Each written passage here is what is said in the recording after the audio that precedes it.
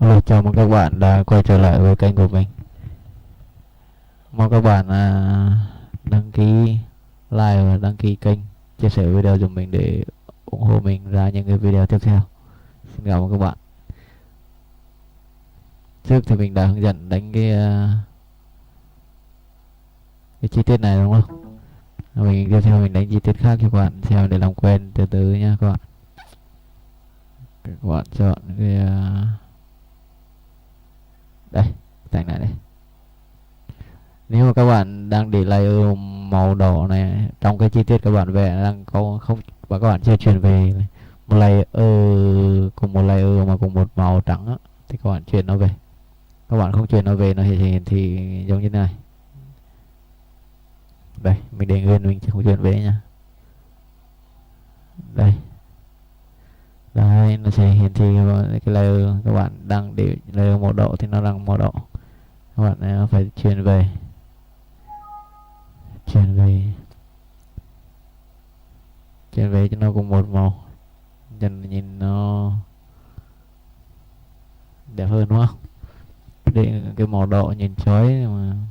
Đây những cái phần này thì để tiết kiệm tôn với cái ấy thì các bạn nên đánh một đầu qua đầu như cái phần hướng dẫn của cái phần part số 3.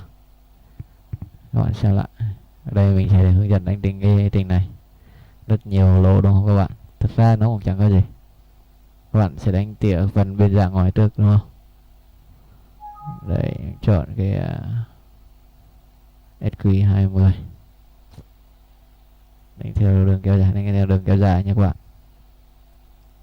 Đây đánh tỉa cái đầu này.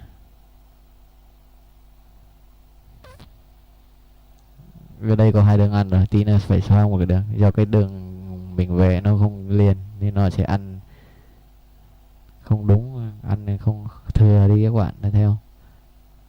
Ở đây có hai nét này nên khi các bạn thiết kế các bạn tối đa một nét đi, làm tối ưu hóa cho các bạn. Đây mình xóa cái đường này. Các bạn đừng có để đánh cái này nó đánh hai lần nó mòn rào các bạn. Nên cái đường nên những cái đường thiết kế này các bạn sẽ để một nét cho nó dễ lập trình. Ở đây mình sẽ đánh cái đường vuông này, Q10. Mình đánh contour đi.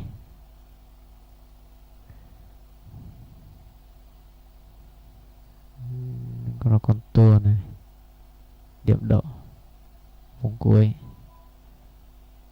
Tuy nhiên các bạn đánh diagonally cũng được vì cái dao này vừa đúng với dao vuông 10 các bạn. Đánh theo cái kiểu này cũng được. Đấy. Vì này vừa đúng với con dao 10. Những trường hợp nó to hơn cái phần giả số nó 15 thì các bạn phải đánh con crown contour. Đó, xong. Các bạn sẽ đánh cái lỗ.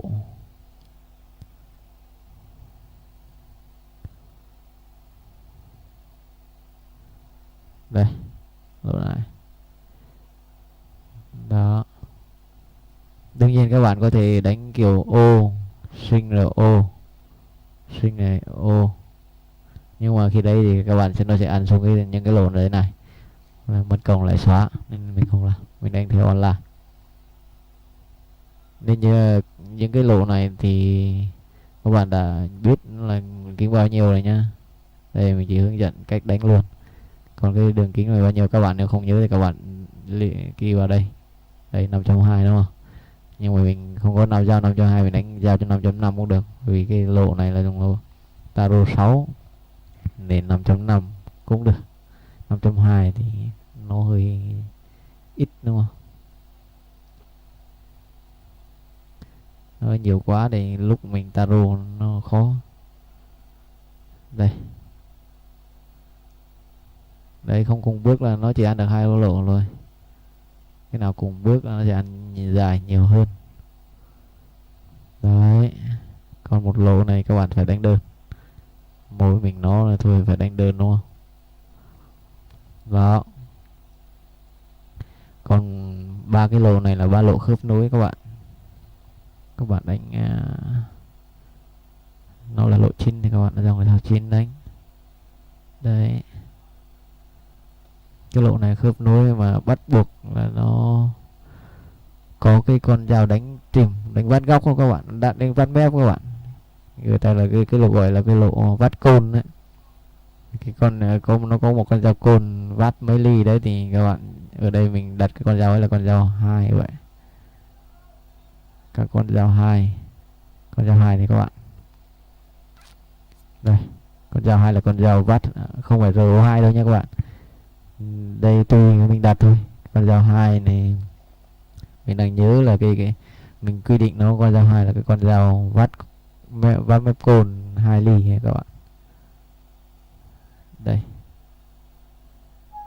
cái này do không có cái đường tròn 2 ly, đường kính 2 ly nên nó mới bắt mình phải về đường tròn 2 ly, đúng không? Không có làm sao nó ăn được. Đây, kích vào đây. Đấy, vào cho tầm nó hỏi có đánh không luôn không. Đấy, có đánh thì nó hiện lên màu vàng. Đó, các bạn thấy nó hiện màu vàng không? Phóng to lên nó không có.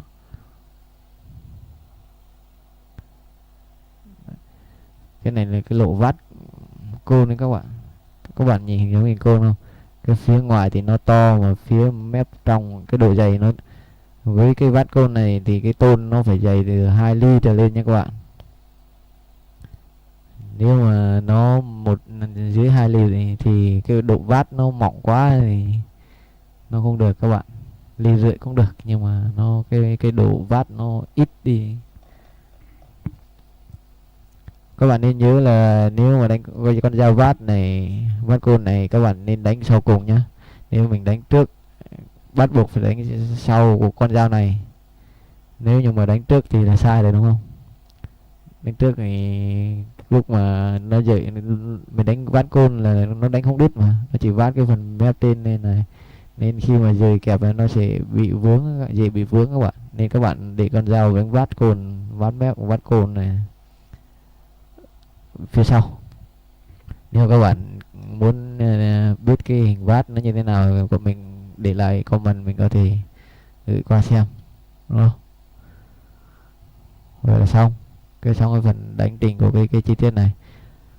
Các bạn khai báo cái này phải cho nó lên. Các bạn khai báo tôn nữa thì các bạn khai báo cho đúng nhá. Cái đánh lại cái đầu này, đánh những cái dạng chi tiết phải đánh quay đầu này các bạn phải khai báo cho đúng.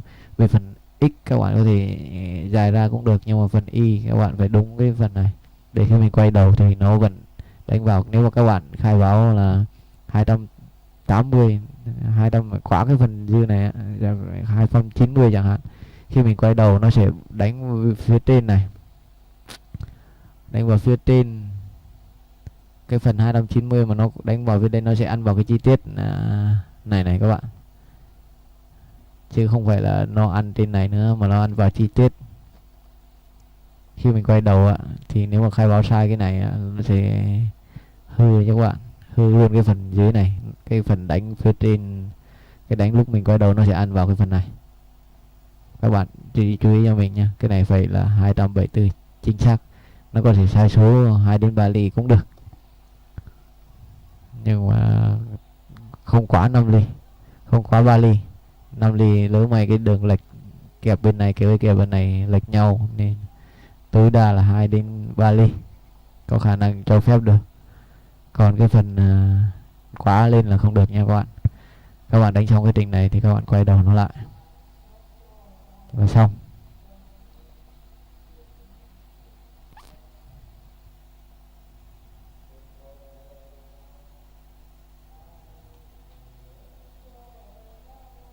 Các bạn tiến hành xuất trình cho nó thôi. Các bạn kiểm tra dao này, cái này không có thì các bạn phải chọn lại cho nó ăn. Nên nhớ nhá, phải chọn lại cho nó ăn cái gì dao mình cài đặt nhá. Đấy, các bạn lúc này nó ăn con dao 20 này. Con dao 10 nó ăn rồi thôi này, con dao 10 nó cũng ăn rồi này, con dao 5.5